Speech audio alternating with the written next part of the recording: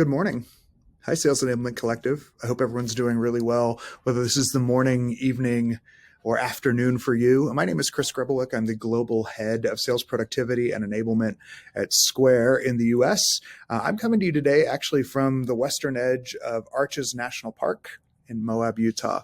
One of the core tenets of Square today is work from wherever you feel most creative. And I can't imagine a better place for creative energy and understanding and ability to share with you today some insights that I found over my career to help you in what could be an annual planning time for you today, or in planning for resourcing for 2021. I think from what I've learned in almost 20 years in the space of both sales enablement and training and development generally, that finding the resources and the investment for the important work that we do can sometimes be difficult, can be hard to explain, and a lot of times it feels like we're struggling uphill. I want to talk a little bit about org design today and the ability to build your organization so that you have access to investment dollars based on proven outcomes of the programs that you own today. So today, forming your enablement team, using product development best practices, develop high impact sales enablement is what we will discuss. I look forward to an active and fun Q&A session at the end of this, and I really hope that you get some fun ideas, tips, and tricks that you can quickly apply and ways that you can form your teams around positive ROI. So our objective today is to help you get the investment and resourcing to maximize your impact. I know I feel it every single day that often when you walk into a new enablement team, the way they know that they are important or the way that they know that they have had impact is because of a level 1 survey that tells them high five, you've done a great job, and they've likely worked 60 to 70 hours a week just to get the work done. Well, I want us to figure out how do we maximize the time of our people, maximize their impact, and then give them time back to relax and come up with new creative ideas to help advance our sales teams. So the problem that we're dealing with today is that enablement is a historically under-resourced team. Of course, we know it's vital to sales success. And for a few different reasons. One, because it's hard to show ROI. And two, because the impact is often dispersed across multiple actors and multiple teams, and it's really hard to isolate the variable of training or of tools that we support and say this is the one reason why sales has increased their numbers. And the third thing is we're often considered a support or an administrative resource, and I want to change that within sales enablement, within sales productivity. I think it's important that we become an ideal partner, and we become a partner that actually delivers money back to the business.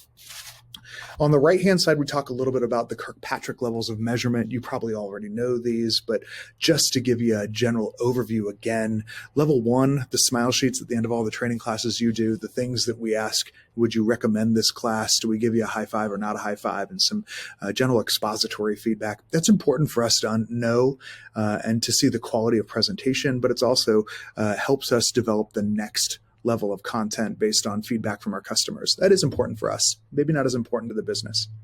Level 2, of course, means that they've acquired knowledge. They can pass a quiz. They may be certified on an action. And also very important, because we think we know best practices very well. And the best practices that we know, we want to make sure our people understand so that they can get to level 3, which is direct application. But again, that's only important to us. It's important to us that they have application step and they push things forward and that they utilize best practices that are both learned and new and experimental in many cases, because it allows us to know that the work we're doing has an outward and immediate impact first. But what's most important to the business and the most important to your sales organizations is the level 4 ROI impact. We do have to have levels 1, 2, and 3 to prove level 4. Level 1 and level 2 show absorption, knowledge, and happiness. Level 3 shows adoption of that.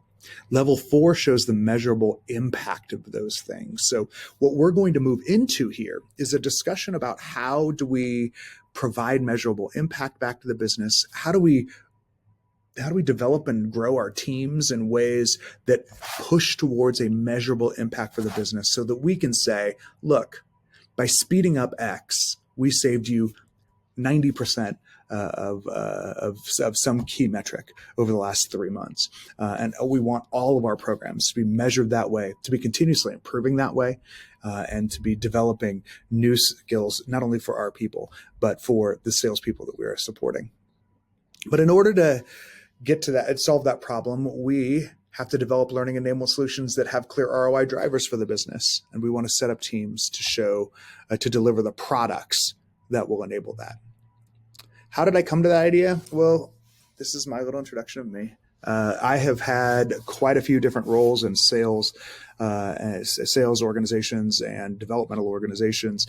First as a salesperson, where I sold learning and development products for two different organizations that are old school. The old man down by the river making a hyped speech. That's exactly what I sold in the beginning of my sales career, both for companies called Fred Pryor Seminars and National Seminars Group. I did lead and direct teams and sales leaders for both Dex Media and Info USA. Was a learning programs manager running onboarding, competency development, leadership development, and a whole bunch of other things for two different places at a small little startup you may have heard of called Amazon. That's Amazon Local and Amazon Business. And then I took a major shift in my career. I wanted to try something new. I wanted to see what it was like to really invent something and get it launched across an organization. And I was a programs and product manager in the human resources space, where I helped develop a launch planning tool that was predictive for all new hires across Amazon and lived within the HR realm. I actually acted as the business voice. And what I learned was acting as the business voice and working with technical voices. I thought I knew everything about how to speak tech, and I didn't. So it became very important for me to identify how do I get the right support resources so that I can work with my technical resources so we can come to the exact same end. I was great at providing the vision, the structure, the documentation that would help guide our technical people to develop, but I wasn't as good at helping them understand the problems and the design issues and the things that we needed to solve to make it usable and adoptable and iterative and improvable across. So I learned a ton as a product manager. I never want to do it again. I'm done with it. I really love the learning space a ton. I'm very happy that I had the product manager role in my past, because it allowed me to understand, there are best practices, there are structures that will help us develop products that deliver real ROI to our teams. And if we can mimic that same structure that product development teams have with our sales enablement teams, then we can start providing positive ROI for the business. And hopefully then get more investment so that we can continue to expand and develop the products and programs that we know have great impact and that we love. That got me to where I am today, Global Head of Sales Productivity and Enablement at Square. I've been here just over a year. Brought a team that probably would feel familiar to a lot of people, who handled a lot of things, a lot of one-off requests, a lot of training pieces, mostly owned onboarding. No one knew what that time frame went. And we have restructured the team around the core tenets of a product development team, looking to get the same ROI and investment that we'll talk about that we hope your teams can get, so that we can invest even deeper into the programs that we know have great impact. You'll see a hat there. I am from Kansas City, Missouri originally. Go Chiefs. I live there today. Have spent the last decade in Seattle, and just recently moved back and re-experiencing my new city in a new way. I mean, not really Moab. Moab's a lot more beautiful, I think, right? This is way more beautiful. My argument is yeah. Okay, so that's me, the rando guy in front of you. What do I know? Well, what I know today is that product teams tend to have 4 different roles included in them. And they're trying to answer the question, what products are customers trying to buy? The first and most, and the business side, I won't say it's the most important, is just the business side impact of the organization starts with the product manager. They're the person who sets vision and strategy, plans and delivers releases, curates new ideas, and builds backlogs of things that are improvements to current products or development on brand new products. And they work typically hand in hand with development resources that both do software development. You probably heard them called software development engineers, or SDEs, and then UX designers, people that do the user experience of what you're providing. They're the developers of the solution. They do conduct user research. They perform usability testing to make sure things are used. Both very, very important. You've got the business directional person, and then the person who is the builder of that business directional tool. Things that Very, very important with to develop anything. The person who tends to sit between those two in a product development team might be someone who's a technical product manager or a technical programs manager who helps kind of translate the business to the tech and then the tech back to the business. That's actually where I see leadership sitting in a lot of ways in our organizations, and we'll talk about that in just a second too. But there's two other really important roles within a product to make sure they get adopted and iterated on and developed and that people love them and want them. The first one is product analytics. Product analytics is very important because it measures the success of the adoption of your product. You link products to outcomes. You actually can develop ROI based on customer adoption of specific products. Really easy, for instance, at Square, that if someone adopts a Square POS, for us to link the amount of credit card processing that they are utilizing to the POS systems and develop and identify the margins based on each of those individual products. So we can then tell back to the business community, here's how much you can expect us to make based on the launch of this new product. The last group is product marketing, the group that develops personas, crafts positioning and messaging, and helps develop competitive research within the organization. You've probably worked with these people in sales enablement. These are the ones that probably develop your messaging that you then deliver back out, whether in product changes or in new hire onboarding for the products that your people sell.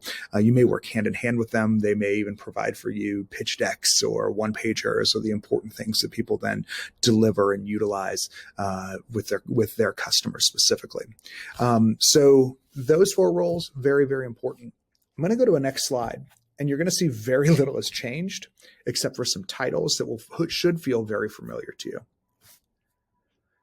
First off, I think that we should be creating the business voice for all organizations around this idea of a sales enablement or a training program manager.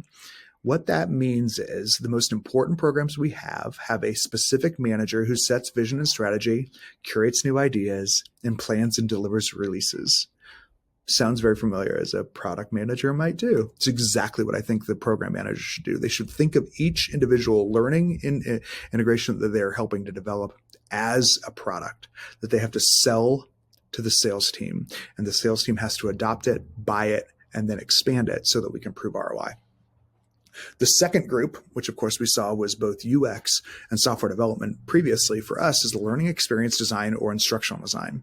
Of course, these are the people that develop the solutions, conduct user research, perform usability testing on the content as it's been developed, often does some level of analysis to make sure that we understand deep enough the problems that we're trying to solve, looks to design and develop the solutions, will then help implementation, and then builds in the evaluation pieces that will help then iterate on the programs and make them better. Those two work side by side to create, but they should be leaning in and working very strongly with their people analytics function. The people analytics function will measure the success of product adoption, links product to outcomes directly. So think about this. If you could tell me your onboarding program saved your business $1.6 million by shortening time to ramp by 1 to 2 weeks over the course of a year, would that be helpful for you to get investment? I think so. The person that helps you do that directly is your people analytics lead. They help you dive into the data and help you understand what are the levers that you push to make the most money for the business. The last step is field enablement. Again, develops personas, crafts positioning and messaging, does some level of competitive research. This role is that person that helps develop strong pitch decks, builds the testimonial loops with the product marketing managers to make sure that that fits into an entire product suite. Field enablement might own the knowledge catalog that you have. A lot of people use tools like Guru to be a knowledge catalog within their business. The field enablement manager will make sure the Guru cards or that knowledge pieces are up to date, are on a specific cadence, are verified well, but then we'll also create the content and the pieces that get sent directly to your customers that help push them towards close faster, and works directly with people analytics to make sure that the content works very well, works as part of a package with enablement program managers. So if you're launching a new product, they're building in a major part of that new product.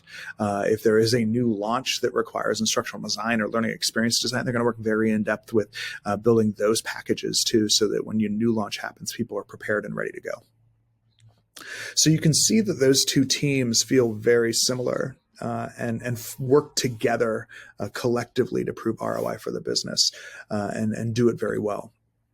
So let's talk about each of these roles specifically and how they do work together and what their steps might be. So a sales enablement program manager is looking to work with people and analytics to identify significant gaps in performance. So I'm sure you have KPI measurements that you look at all the time, and you wonder, what kind of effect can I have directly on these KPI measures? Is there a learning intervention that I can prove actually has impact? Well, hopefully there is, because then in step 2, when you develop the analytical frameworks and build program requirement documents to work with your step 3 learning experience or instructional designer resources to develop solutions, you're building a whole case, and you're able to document and prove, if we are at X, here's our bet, we will get to Y, and it'll take us 6 months to get there. And now you can measure the impact and show it directly to your leadership teams. Learning experience design or instructional design works with the program managers to determine developmental needs. We'll often work with field enablement to identify voice and persona that we will utilize to develop those learning integrations. And then finally, we'll develop and launch learning engagements using the learning management system. I'm actually a big fan of the instructional designer owning the learning management system, or the instructional design team owning the learning management system, as they are the ones that tend to do the inputs. We'll need to set the structures by which we get reporting outward, and we'll feel very tied to that reporting and help them prove not only the adoption cadence, but then work with the business case people to prove the ROI cadence of the systems and the training that we build. So gets them a little bit of an extra buy-in if they've got the tool that they own that they can then help improve upon, and they can annually go and purchase where necessary if needed. People analytics will work with sales strategy to identify inputs. So often they work with the operations team, and then they'll work with program managers to identify strategies for improvement, and finally report outcomes and identify new gaps. In my world, that would mean give me a Looker dashboard for everything. So for you, it might be a Tableau dashboard for everything you're doing, or a way to link ROI directly to the interventions that you're creating. And so their output should be that that the business person or the sales enablement program manager has clear identification of goals and can easily report back to the business, here's how we're growing. They will also be able to keep an eye on content and say, the enablement program manager, it seems like in week 6 we've had a slight dip, and this is concerning because of A, B, and C. Now we can go have quick interventions in the middle of a programming sequence and say, how do we improve things so that we don't have failure, especially on things that we develop for the long haul. Field enablement. Of course, they identify voice and persona for clients. They're doing some of that kind of marketing back-end work that really helps, especially at the top of the funnel. They'll develop standards and strategies for sales-facing content, helping then to build, enable, and drive that content to people and get it launched and continuously iterate on it. Then they're going to collaborate with LX and ID in the creation of voice and direction of assets, often owning what's called a content management system, or a CMS. So this will tell them what content is being used well. It will also give eyes into what content, when delivered, actually moves things through a funnel faster, which again provides much stronger ROI input, because we can say, if things move faster and people can contact more of our merchants that we want to buy from us, therefore then we have X ROI on the back end. So again, building it from that case of, I want to make the company more money, I want to make our business more money so that we get additional investment, so we have more people who can develop content for us. A CMS tool is really key to doing that, so that a field enablement person can prove their worth and grow. So let's walk through very quickly some examples of programs that you probably do today that can fit this mold, and that the people who we've discussed and their roles today, you can see how they can collaborate. The first one is new hire onboarding. I think we all handle this. It's the thing that we're known for. It's the piece that everyone says this is the most important driver of the business that enablement can provide. And I don't necessarily think that's wrong. I also think it's the easiest way to prove ROI. So let's start there.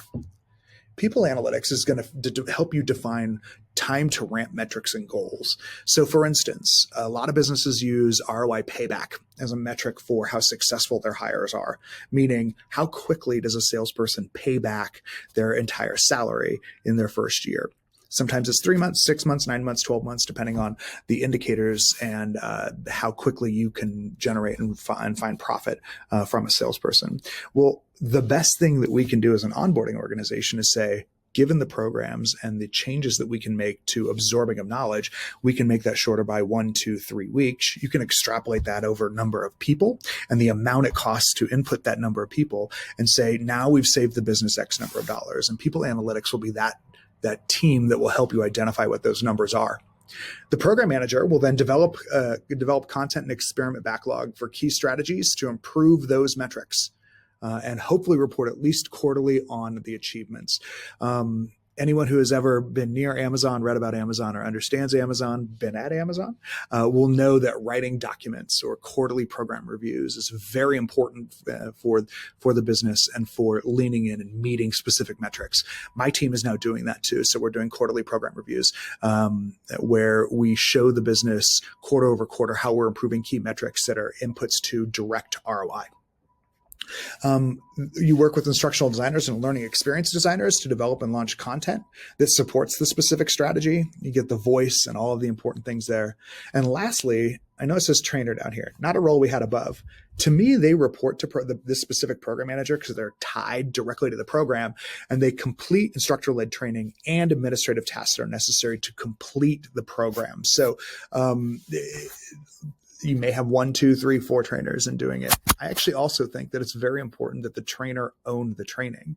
A lot of people work with experts in the field for training, and there is a problem with that. One, experts in the field often know more than anyone in the audience should know, and they will go too deep into content. So a trainer who understands the depth of the content is way more effective than an expert in the field who's telling you everything about the content and you're remembering 5 or 10%. I do recommend hiring them directly for programs like onboarding if you're large enough. A lot of enablement teams own tools. What I mean by that is CMS tools, LMS tools, conversational intelligence tools, things for cadencing and dialing tools. So here you would also have a program manager who develops the success factors and a backlog of improvements or replacements for those tools on an annual basis. Things like, does our dialer show me that numbers or a specific cadence leads to more top of the funnel fill? Or does a specific email cadence and specific email wording tell me that people then are more likely to set an appointment with me? The super important top of the funnel pieces. You'll work with people analytics to develop the success factors and reporting.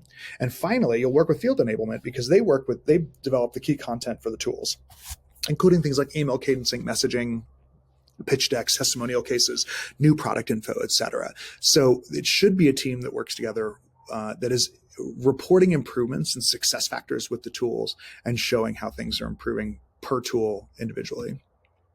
Competency development, I think, is super important, and it's the thing that ties skill back to ROI, and it's something you have to consistently work on.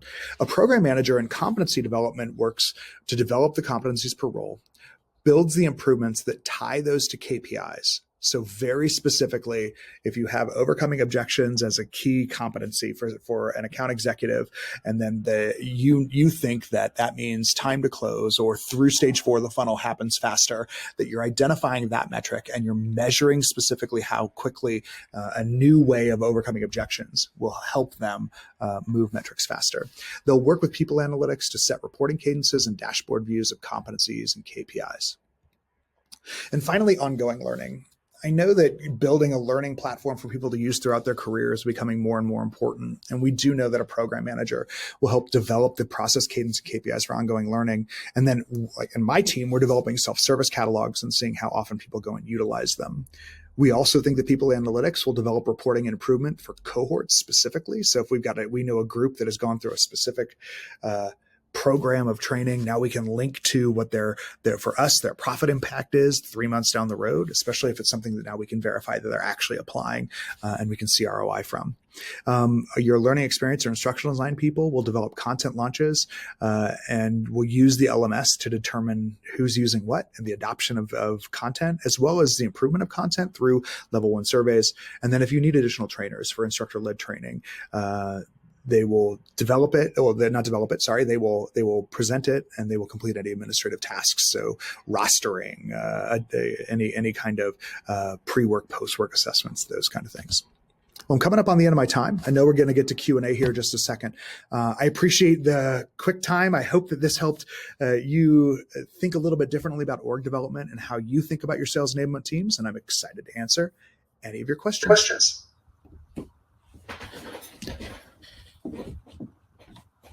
Can everyone hear me? I feel like I'm in a different place in much colder weather. Can get a yeah. Oh, great. Carla, thank you for the yep. Thanks for paying attention for the last 25 minutes. Hope that you pulled some things out of it. There are some questions that I've seen in the public chat that I'd like to run through real quick. And if you have any additional questions, happy to answer them. First thing, I like is Liren said you seem to be outside, but I don't hear any background noise or static. I have a great podcasting mic that I utilize, and I was actually outside sitting across the Colorado River from Arches National Park, which was in the background behind me. So that was not a green screen. That was a legitimate place that had hardly any internet, but somehow I was still able to get some things together. It was exciting. So thanks for asking that question. Amy McLean, I saw that you asked who facilitates the learning, or is everything asynchronous? I think everything is not asynchronous. I think you saw that we pointed out there's some ongoing and onboarding learning that happens through trainer delivery.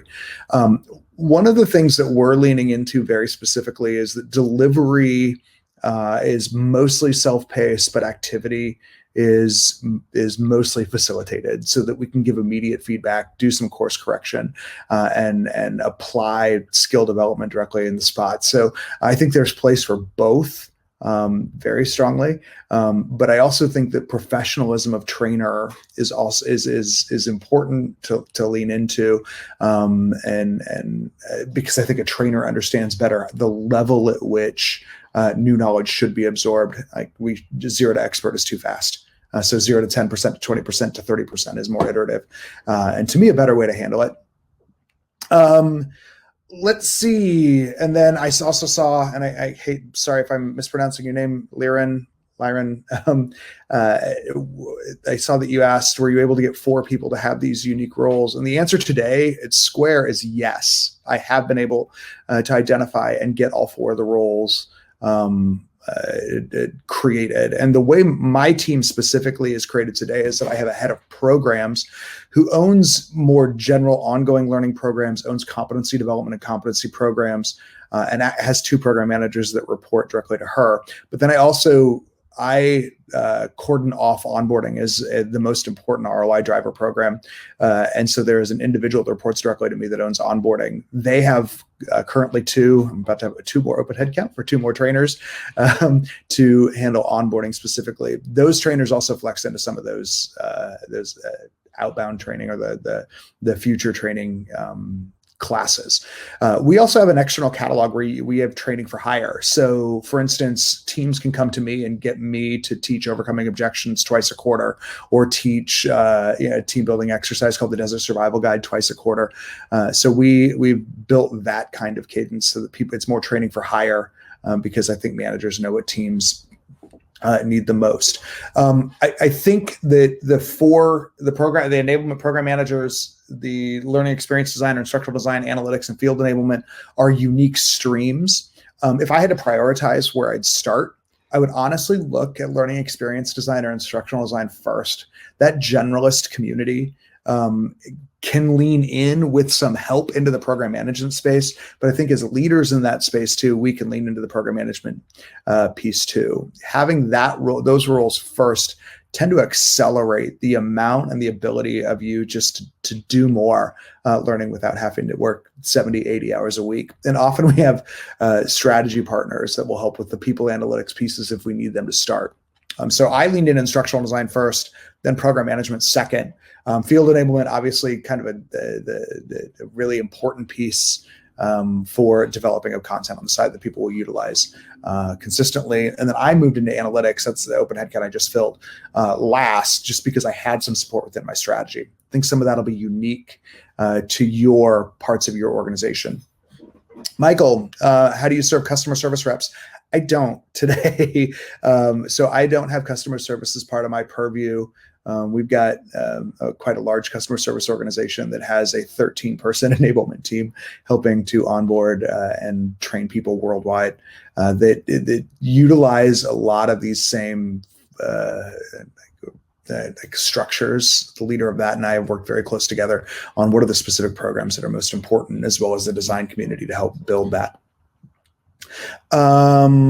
Let's see. Yeah, so I know commonly enablement often sits with one person, and you become the Jill or Jack of all trades. And the hard part there is identifying what you should go to first, and then you become an input beacon where people are asking a ton of questions constantly, or asking you for everything under the sun. So you quickly build and then set it, forget it. And the problem with that is we become reactive and we become case-based, kind of like you could just have a JIRA ticket telling you what to do every single day, instead of being ROI-based. And so somewhere we have to identify the tentpole program and say, I'm going to really dive into the ROI here. And I'm going to prove the case that if you allow me to build, iterate, improve, then the learning gets better, the ROI gets better, and you start building the justified case to say, how do I build my team in the right way? And then Kimberly, I see that you've asked how many programs do I suggest a program manager own? I don't know if that's an easy answer. I think it depends on the size, scope, and need for continuous improvement of those programs. So currently today, like I said, I have an onboarding program manager, but then I also have a competencies program manager that covers every role. I have a program manager that owns what we call sales terminal, which is our where people go to purchase learning from us, both asynchronous and self-paced, and then hire also, that continues to build that catalog and develop what's the best training in those pieces. So I think it depends on the size and ROI of the things you're building and developing. Ideally, it would be one, because we've got programs that are big enough that need that continuous level of improvement. But often I know that's not generally true. CMS insights. It's hard to gain insights, I think. For me, I think the outcome is working with my analytics partners to say, is this having an effect? But what type and level of effect becomes a little bit harder. And that's where I lean into my field enablement manager to make strong recommendations and to think scientifically about strategic bets that he chooses to make. And to test and to iterate on those. So we're not afraid to get things wrong, and we're okay with it. I think it tells us when we're doing well, but it's harder to tell us what we're doing well. And you need some sort of field enablement and testing mind to make that happen better. Andrew asking, how do you quantify sales success in onboarding programs versus the coaching? Tough.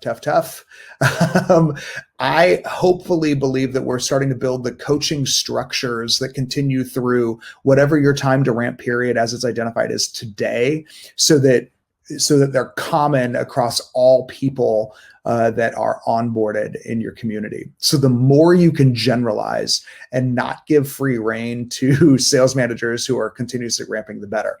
To me, a nesting program is the best way to do it. I just know we don't often get investment into a nesting program. So what we've done is built the structures to say, here's specifically what people do every day through their first 13 weeks. And here's where a manager is required to have inputs. That allows us to limit the variables that we're measuring down to hopefully really statistically insignificant changes that can be made directly by the manager. So we can see, does this program work specifically? And then we're also always working with our managers and taking their level one feedback to understand, are there things that you're doing uniquely that we can have everyone else do? Because I know people drop into that echo chamber a little bit and like to hide their best practices. Okay. If you only have the first 4 people on an org chart, who facilitates the training? Whoever wants to. The program managers do a lot of that. I lean in and do some of that, since we're still a growing team too, especially with ongoing training. The program manager is ultimately responsible for the results. Amy. So they would either hire out the training to someone else to facilitate within the organization. We use a DRI program, directly responsible individual, not dirty, rotten imbecile, for anyone who likes skater rock of the late 1980s.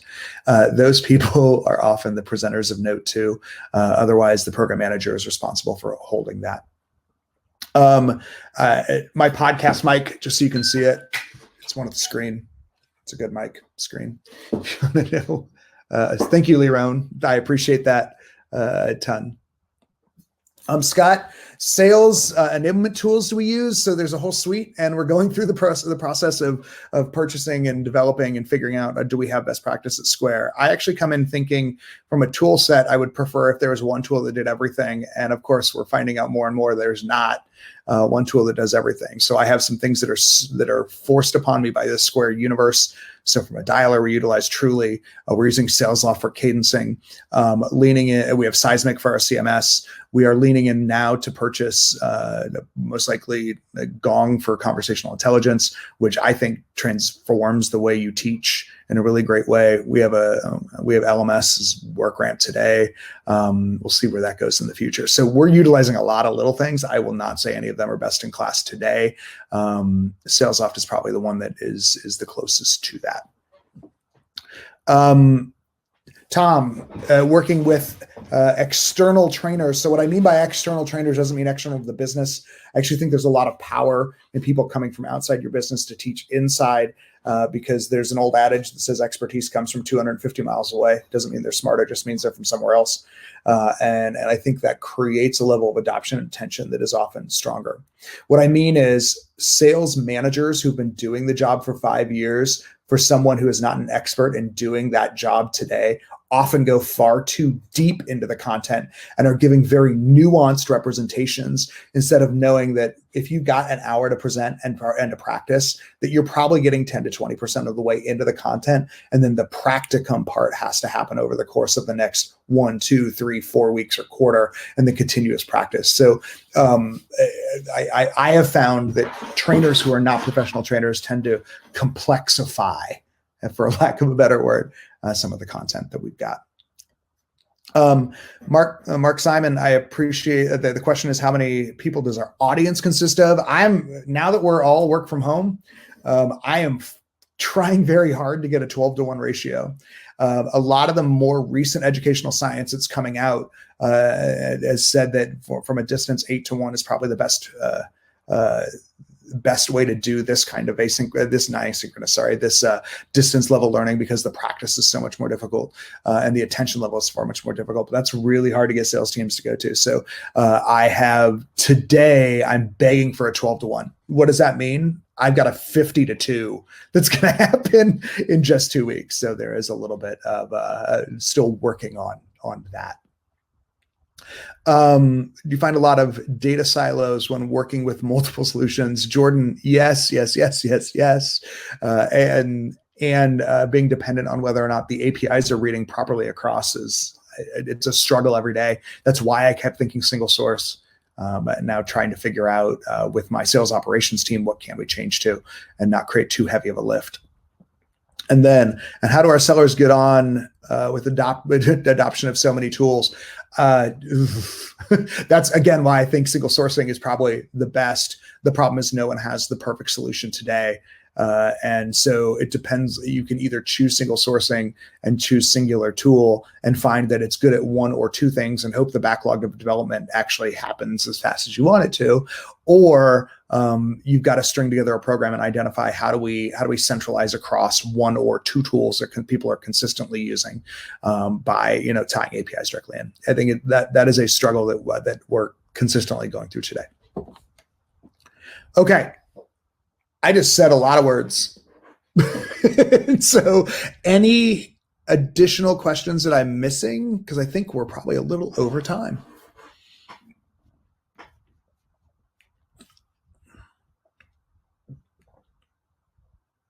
Okay. I think that's it. Thank you, Carla. I'm going to call you out, Allison Huff. I appreciate you being here. We worked together at Amazon for a bit. I was expecting a really tough question, but now you can just text me it later. It's good to see you. So, hey, thank you all very much. Connect with me on LinkedIn if you have questions. I'm happy to answer things even further, and I will help out where I can. Have a great day. Cheers. Bye.